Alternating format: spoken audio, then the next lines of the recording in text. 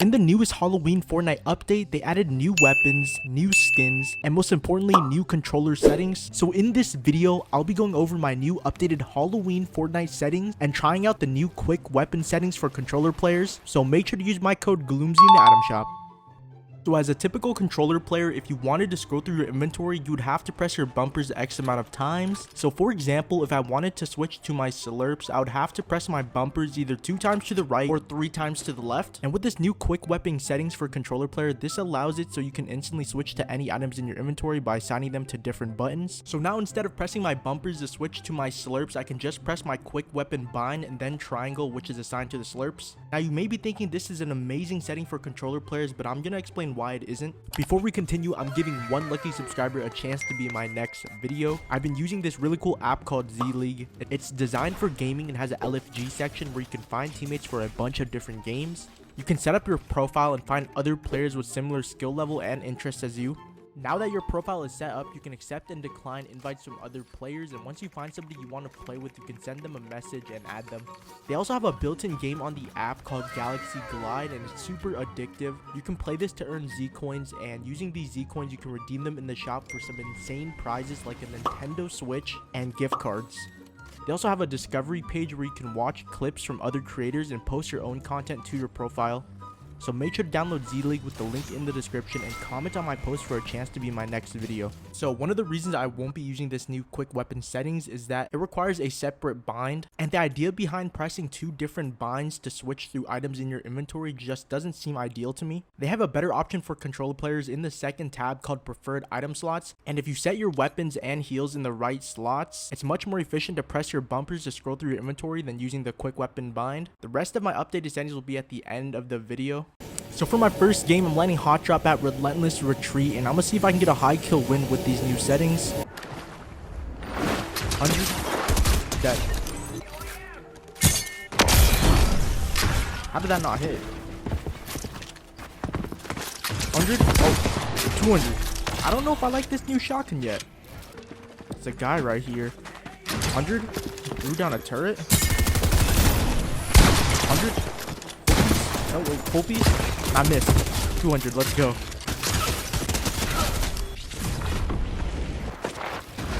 Oh, he's so lucky. We went up. 60? Oh my god. Where are you going? Full piece. How did I miss that? 200. Let's go. The mechanics on these settings are crazy. I don't know if I like this shotgun yet, but give me that. Cone in. 100. I'm so 200 IQ for that. Just look how fast and consistent my edits are without boost on. Like, I'm still moving without boost on. This is so nice. Did he land up there? I can't even see him, but I'm hitting him. I'm chasing this guy down. I do not care. I'm chasing him. Pop a splash. I'm still chasing this guy. He has a sword and a broom. I don't care. I'm chasing this guy till he dies. This guy's the best runner. He has a blade and a mythic broomstick. Oh, there he is. I found him. And he's still running. Oh my gosh, he's 1 HP.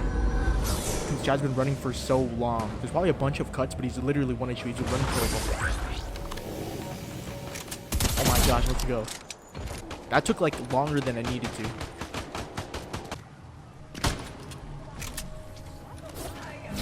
Go over here. Yeah, right. 100. Come in. I'll move him. Wait, what? Let's go up. I'll move it actually. Get me in there.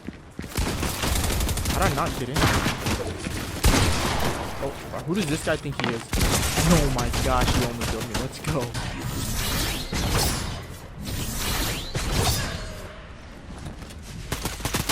The guy right here. Oh my gosh, how did I miss that? My mechanics are actually so nice on these settings. No, 147. Oh my gosh, 200. I think he gave up, but like I was saying, these settings are so nice. Kobe's 200. I'm going for a thunder punch. I don't think this guy even knows I'm above him right here. 200. Let's go. I've been trying to kill this last guy, but I can't. He's just standing right here.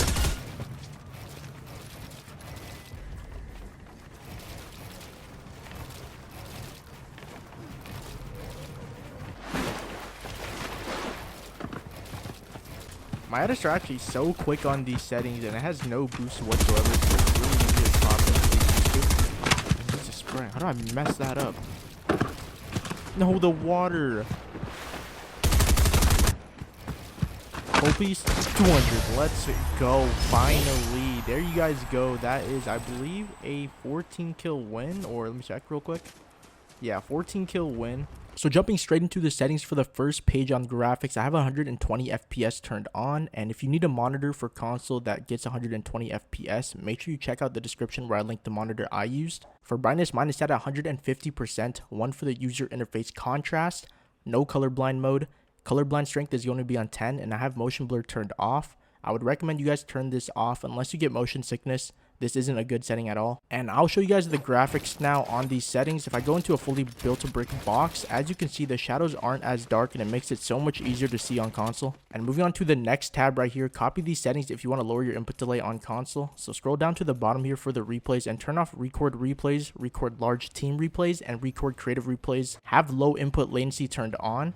And then for the building bind here, have reset building choice on, disable pre-edit option on, and have turbo building turned on. And this right here is preference, but for auto confirm edits, I play both on edit on release and reset on release, so I have this turned on both. And essentially what this means is when I need to edit, I press my edit bind, I select the tiles, and as soon as I release, instead of pressing a confirm bind, it just confirms it for me.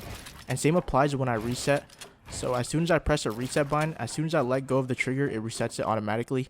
This just makes it a lot easier for controller players so you don't have extra buttons to press. And then for the reticle options here, have your damage numbers on cumulative. This essentially just adds up all the damage numbers for you instead of doing it yourself. And then for my HUD scale, mine is set at 65%. It's kind of an odd number, but if you have it at 100%, which is what Fortnite recommends, you can see how much it obscures your vision. If my enemy were to be my top right, it would be absolutely covered by the map here, which isn't good at all. So I would recommend anything lower than 70% for the HUD scale. And then for the gyro or gyro settings, just like the replays, if you don't use them, make sure you have them all turned off and the numbers at the lowest number possible. And same applies for the keyboard settings. Turn all these settings off and have these at the lowest number possible. And then to the actual controller settings here, I play with controller auto run on, build immediately, builder pro on. This lowers your input delay when you build. And then edit hold time, you want to have this at the lowest number, no higher than 0.1. This allows you to edit faster because there isn't a delay when you have to press your button. And then for slide hold time, mine's at 0.04. And then if you have vibration turned off, this can mess up your edit and your aim. So all around, this is the bad setting to have turned on. And as I explained, the quick weapon settings I will not be using. Then moving on to the actual sensitivity here, my look and aim sensitivity are going to be at a 5.5. And then for build mode sensitivity multiplier and the edit mode sensitivity multiplier, mine is set at 2.1 for both. And I found the golden range for controller players are between 1.9 and 2.3, so anything between those numbers should be good.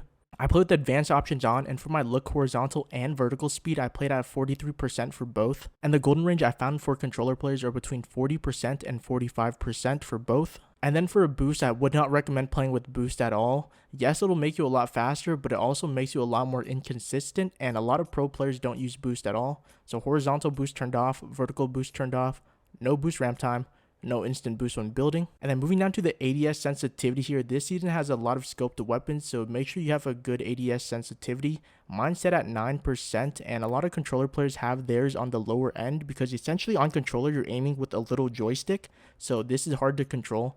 So anything below 10% I would say is a good number. I used to play on 11%, which I figured out was way too fast, so 9% is my new number. Then just like the advanced look sensitivity, I don't play with boost at all for ADS, so no horizontal boost, no vertical boost, no boost ramp time for ADS. And then for look dampening time, mine is set at 0 seconds, which I recommend, so there's no delay. And then for look input curve, I play on linear, but I've tried exponential before, and I do prefer linear more. And then for the controller dead zone, my left and right stick are both at 10%. I would recommend anything between 10 and 15% for controller players. And then for the audio settings here, just turn on visual sound effects. And then here are my controller binds. You guys can definitely copy them if you need binds to use, but I would recommend you guys try and make your own binds that are comfortable for you.